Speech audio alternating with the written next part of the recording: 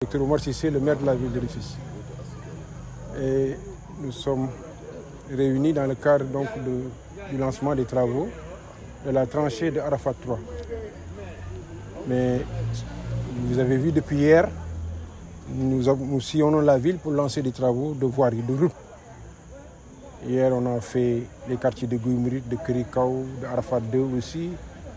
On a fait aussi Tako, on a fait aussi Yokul.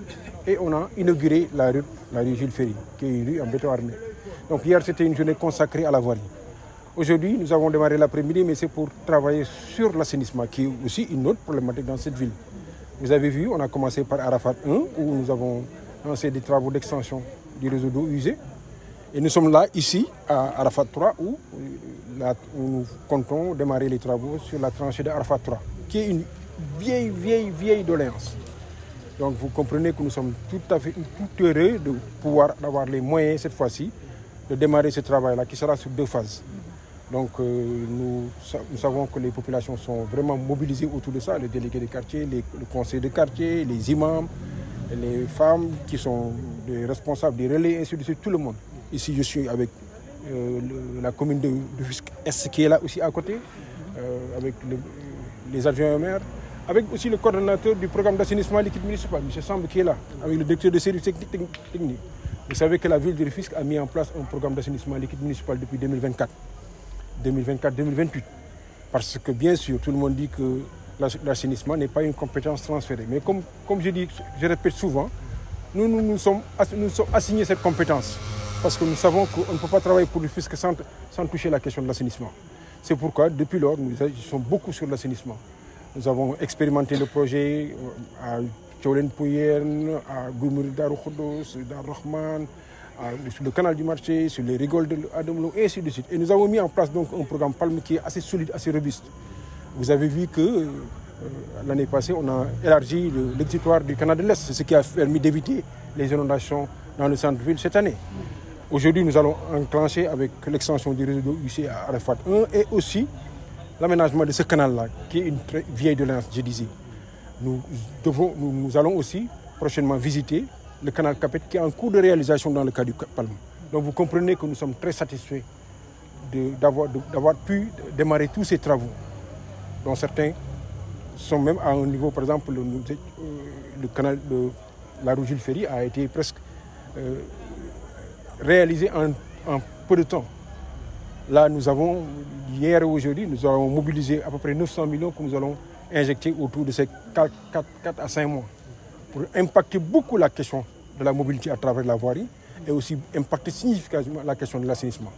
Nous sommes en train de préparer le budget 2026 qui comprend aussi beaucoup de travaux sur l'assainissement sur la voirie. Tout cela vient s'ajouter à nos autres réalisations, à nos autres actions sur l'éclairage public. Les populations de Arafat en ont parlé. Sur la question du PASIC, avec l'appui des femmes, tout le monde en parle. Sur la question des bourses, sur la question du reboisement. Donc beaucoup de chantiers, beaucoup d'initiatives développées par la ville de Rufisque en relation avec les communes pour que cette phase dans laquelle la ville est inscrite, qui est une phase de renaissance, nous le répétons partout, la phase de renaissance 2022-2032, nous y croyons et les populations y croient. Partout où nous allons, les populations n'ont même pas attendu que nous venons. Elles se sont cotisées pour essayer d'adresser certaines problématiques. Donc nous venons les accompagner en amenant maintenant des initiatives communales, des initiatives de la ville, à côté de celles que développe l'État central. Et là aussi, c'est le lieu de les saluer. Ils nous ont accompagnés, ils nous ont écoutés. Parce que vous voyez que bientôt nous allons achever le boulevard Maurice Gueye, couvrir le canal de l'Est. Nous avons pris que pour l'année prochaine, c'est nous-mêmes qui allons terminer le canal central. C'est donc en réalité, la ville de Rufisque est dans une phase de renaissance. La journée d'aujourd'hui est marquée par le lancement des travaux d'assainissement au niveau des quartiers Arafat 1 et Arafat 3. Donc ces travaux consistent à l'extension des réseaux d'évacuation des eaux usées et la construction d'un canal pour le drainage des eaux pluviales dans le quartier Arafat. Maintenant, en ce qui concerne l'extension des eaux usées du quartier Arafat, donc là nous comptons toujours dans le cadre du programme d'assainissement liquide municipal, pour dire que ce programme a été élaboré depuis 2024 et actuellement nous sommes en phase pour dérouler ce programme-là de 2024 à 2028. Maintenant, toujours dans le cadre de ce programme, actuellement, nous comptons installer un réseau d'évacuation au niveau de Arafat 1. Et ce réseau-là, nous allons mettre pour au moins qui répond aux normes techniques dans un premier temps, mais aussi soulager aussi les populations. Donc, parce qu'il faut savoir qu'à Rufisque actuellement, le problème majeur à Rufisque, c'est le problème d'assainissement.